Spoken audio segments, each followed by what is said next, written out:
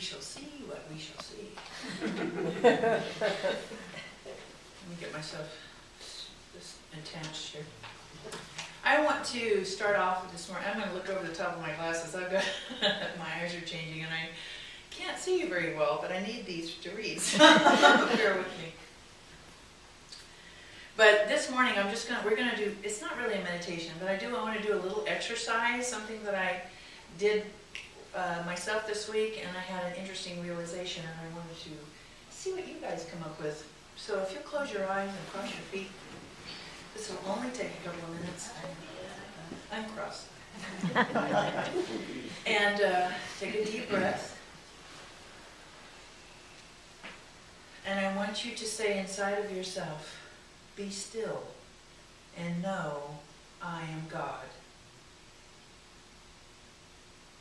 And say again, know I am God. And come back for a minute. So how many of you in this, you can do some more when you get home. How many of you, in feeling this little statement, where did you feel it when you said it? Did you feel it out here? Or did you feel it in here? Yeah. How many of you felt it out here? How many felt it out here? Anybody willing to say? I did. I did. And I go, no, that's not what the exercise is doing.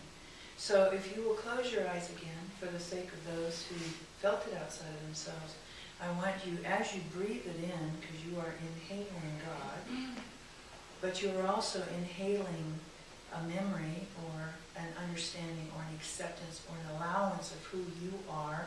I want you to close your eyes and breathe in and know that I am God.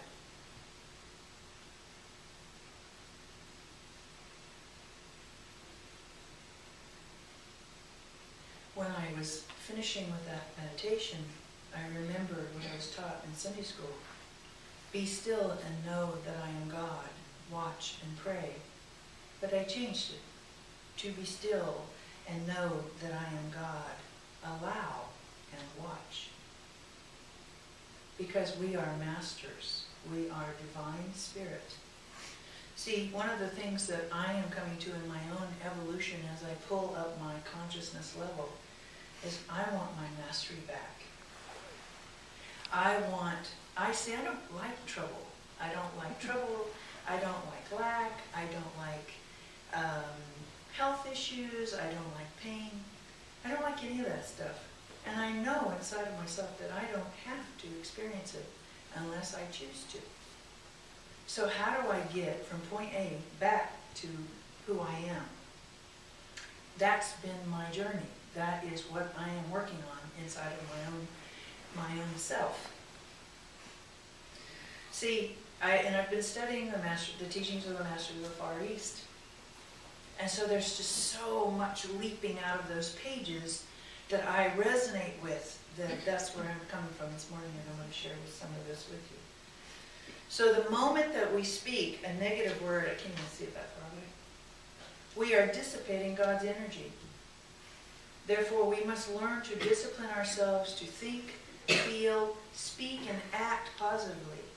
We are the Positive Living Center, and that is our statement. That is our statement of what we're doing here on Sunday mornings. Why we interact with each other is because we know inside of ourselves that the way out of our troubles is through positivity. Do you agree?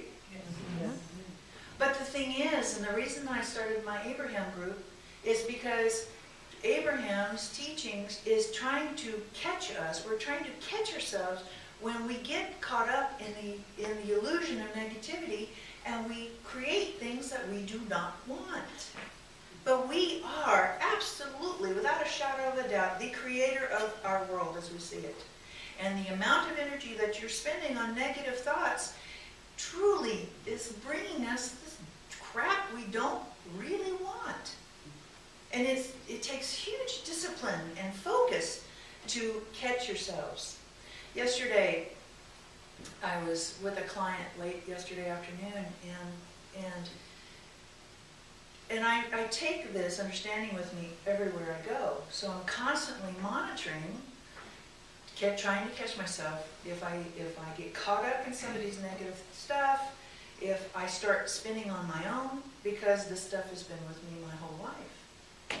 And she was talking about, you know, how much she hated the, you know, the political guys who are running, and how what sad problems California's hating, or how much she hates California, and, you know, I mean, it went on and on and on and on, and I'm like, I've got to pay attention here. I can't allow myself to be pulled into that, because I'm working so hard on staying better in myself.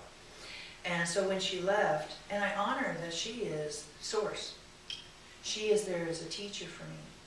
And when she left, I felt myself feel weepy. I felt somewhat tired. I felt off balance. And I thought, but the Abraham works have said you can feel better. So she came in the door after she left, and she came in the door. I really have to take this off. She came in the door and she said, I'm so sorry, but you have a flat tire. And I said, no worries, AAA will come. And AAA came and they changed my tire, and I had this wonderful conversation with this lovely man who changed my tire.